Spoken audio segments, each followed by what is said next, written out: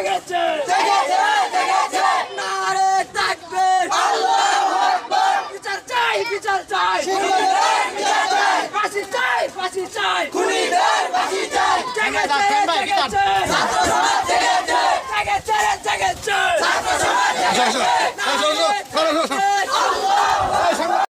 সংসদী দাখিল মাদ্রাসার সহসভাপতি মুফতি মাওলানা আব্দুল বাতেন সাহেব এই অত্র প্রতিষ্ঠানে 38 বছর 2 মাস 23 দিন নিরলস এবং সফলতার সাথে একনিষ্ঠভাবে সকলের সাথে সমন্বয় করে শিক্ষকতা করে আসছিল। পাশাপাশি উনি একজন সৎ ধার্মিক এবং মেধাবী আলেম ছিল।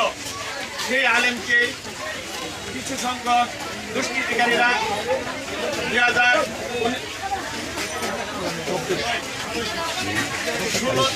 জুন দিবাগত রাত্রে ঈদের দিন ঘুরে কে বা কারা জীবিকা যাতে আহত করে তিনি ময়মনসিংহ মেডিকেল যাওয়ার পথে ইন্তেকাল করেছেন।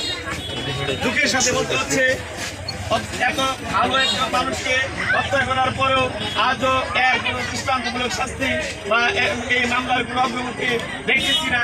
তাই আজকে মিডিয়ার ভাইদের মাধ্যমে প্রশাসনের কাছে আমাদের একটাই দাবি, একজন শিক্ষকের মৃত্যু যেন দৃষ্টান্তমূলক শাস্তি হয় এবং প্রকৃত খুনিদেরকে বিচারের আওতায় এনে সর্বোচ্চ শাস্তি ফাঁসির দাবি করছি এবং তাদের জন্য ফাঁসি হয়, মানুষ যেন শান্তি পায়। এই কথা বলে আমি আমার বক্তব্য শেষ করছি। মাদ্রাসার শিক্ষক মুফতি মোহাম্মদ মৌলানা মোহাম্মদ আব্দুল বাতেন সাহেব, উনি আমাদের এখানে প্রায় 38 বছর যাবৎ ছাত্ররত ছিলেন। এরপরে এই মাদ্রাসাতেই উনি লেখাপড়া করেছেন। উনি মাদ্রাসার প্রতি গরজ নিয়ে এই কাজ করতেন সবসময়।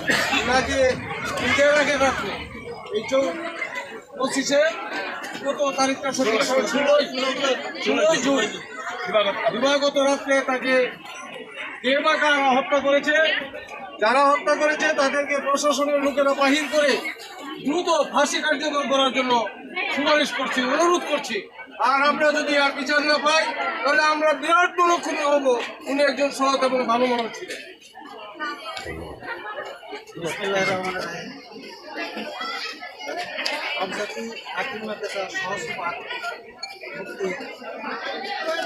মৌলানা বাতেন সাহেব 16 জুন 2024 নৃশংসভাবে হত্যা প্রতিবাদে আজকের এই মানববন্ধন অত্যন্ত দুঃখজনক ভারাক্রান্ত নিয়ে বলতে হচ্ছে। উনি এলাকার একজন সুনামধন্য ব্যক্তি ছিলেন। উনি খুব ভালো মানুষ ছিলেন, হাসি মুখে সবসময় চলতেন, হাস্যকর একটা মানুষ ছিলেন। উনি কোনোদিন কোনো সময় আমরা শুনি নাই, আমরা যারা সমাজ থেকে সমাজে কাজ করি কোনোদিন শুনি নাই যে ওনার কাছ থেকে কোনো রোগ, কোনো আঘাত পেয়েছে, কোনো কষ্ট পেয়েছে। অত্যন্ত একজন ভালো মানের মানুষ ছিলেন। তাকে 16 জুন 2024 দিবাগত রাত্রিতে কে বা কারা আল্লাহর গড় মসজিদ, যেখানে সবচেয়ে নিরাপত্তার স্থান, সেখানেও উনি রেহাই পাননি। তাকে দুষ্কৃতকারীরা নৃশংসভাবে হত্যা করেছে। আজও তার কোনো বিচারের আমরা সম্মুখে কোনো দেখতে পাচ্ছি না, যেন একটা অবস্থান তৈরি হচ্ছে। আসামিদেরকেও ধরপাকড় আমরা বুঝতে পারছি না। আমরা মিডিয়ার মাধ্যমে আইন শৃঙ্খলা বাহিনীর কাছে আমরা উদার্ত আহ্বান রাখি, যারা এই হত্যাকাণ্ডের সাথে জড়িত তাদের দৃষ্টান্তমূলক বিচার হোক।